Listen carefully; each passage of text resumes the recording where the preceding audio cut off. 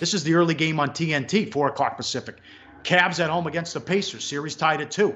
Cleveland 6, 205 the total. All 4 games have gone under. 98-80, 197, 92-90, and 104-100.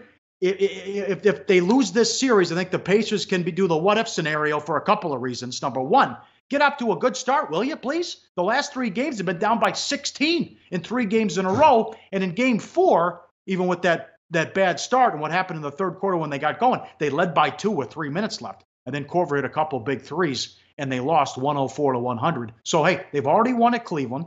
They ran them out. In game 2, they were down 16-1, and Oladipo had 2 fouls a minute into the game and had to sit, and they were still in position to tie the game with a good look from an Oladipo 3 with 20 seconds left. He also was coming off a 5 of 20 shooting performance.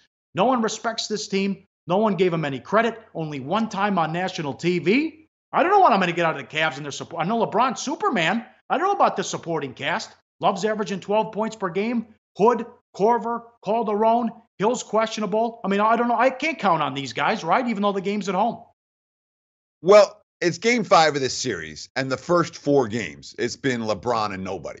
LeBron has done everything for the Cavs in this series, and literally, their second leading scorer is 12 points a game. Here's a quote for Kevin Love. I think just tying the series up and coming back home is something we feel good about. We feel like it's a best-of-3 type series at the end of the day, and if it comes to it, we have 2 games at home. We like our advantage, and we're going to use that to our advantage Wednesday night. So, the fact that the Cavs were able to steal game 4 is a real positive sign moving forward, in my mind. They're 24-9 with Jose Calderon as a starter at point guard this year. He started for Hill on Sunday. He's likely to start tonight. Hill officially questionable this evening. But nobody is shooting for the Cavs. What's Kevin Love? 14 of 47 in the series with 11 turnovers. We've seen, up and down the roster, we haven't seen anybody get going for Cleveland. And you have to think at some point, I guess Kyle Korver got going in game 4 at the end, but at some point the supporting cast will step up, won't it, Pauly?